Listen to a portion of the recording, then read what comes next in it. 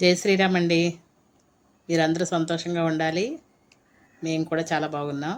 ఈరోజు నేను చేయబోయే వంట బొచ్చు చేపల గ్రేవీ. 2 కిలోలు తీసుకున్నానండి బొచ్చు చేపలు. ఇక కారం కలుపుతున్నాను. కొంచెం ఎల్లో వేసుకున్నాను, పసుపు, కొంచెం సాల్ట్ వేసుకున్నాను, 2 స్పూన్స్ యాడ్ చేసుకున్నాను. అల్లం వెల్లుల్లి పేస్ట్ వేసాను. టమాటా గ్రేవీ కూడా కొద్ది కలుపుతున్నాను.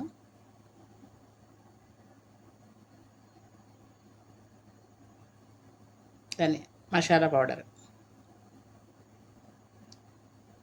కొంచెం కలిపాను. ఇలా కలిపి ఒక హాఫ్ అన్ అవర్ పక్కన పెట్టి ఉంచినట్లయితే ఆ ముక్కకి, ప్రతి ముక్కకి చక్కగా అంటుతుంది.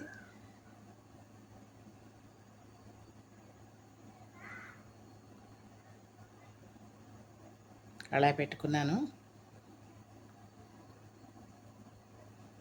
ఆనియన్స్, మిర్చి వేసాను. చాలా బాగుంటుందండి ఈ విధంగా చేసినట్లయితే.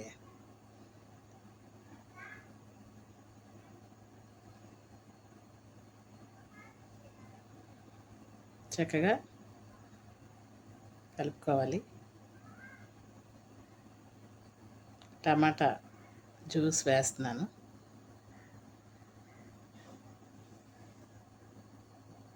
అల్లం వెల్లుల్లి పేస్ట్, టమాటా జ్యూస్లో ఒక ఉల్లిపాయ కూడా కలిపానండి పేస్ట్లో. కారం, అల్లం వెల్లుల్లి పేస్ట్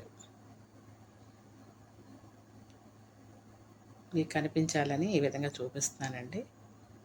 కొద్దిగా పసుపు,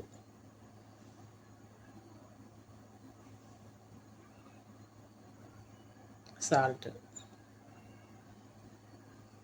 మనం ఆల్రెడీ ఫిష్లో యాడ్ చేసాము, దీనిలో కూడా యాడ్ చేస్తే ఈ వేసిన దినుసులన్నీ కూడా, ఆనియన్స్ కూడా యాడ్ అవుతాయి.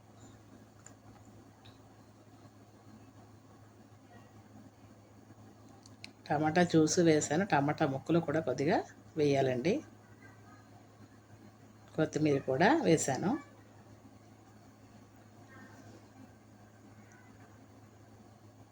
వేసినప్పుడు మాత్రం కొద్దిగా సిమ్లో పెట్టుకొని మళ్ళీ హైలో పెట్టి ఇలా చక్కగా కలపాలండి. చూడండి, దగ్గరికి అయ్యింది, ఆయిల్ సపరేట్ అయిపోయింది. సిమ్లో పెట్టాను. ఇప్పుడు ఫిష్ ముక్కలన్నీ ఈ విధంగా కడాయిలో వేసుకోవాలి. ఆల్రెడీ మనం హాఫ్ అన్ అవర్ పక్కన పెట్టుకొని ఉంచుకున్నాం. ఆ టేస్ట్ అంతా ఆ ముక్కలకి అంటుకుంటుంది, చక్కగా మిక్స్ అవుతుంది. మొదట కొద్దిగా వేసుకున్నాం కాబట్టి అది సరిపోదు. ఇప్పుడు మళ్ళీ కలిపేటప్పుడు కూడా, మళ్ళీ వండేటప్పుడు కూడా అల్లం వెల్లుల్లి పేస్ట్ వేసుకోవాలి. సాల్ట్ వేసుకోవాలి. వాటర్ వేసాను. ప్రాసెస్ అంతా కంప్లీట్ అయినట్టే.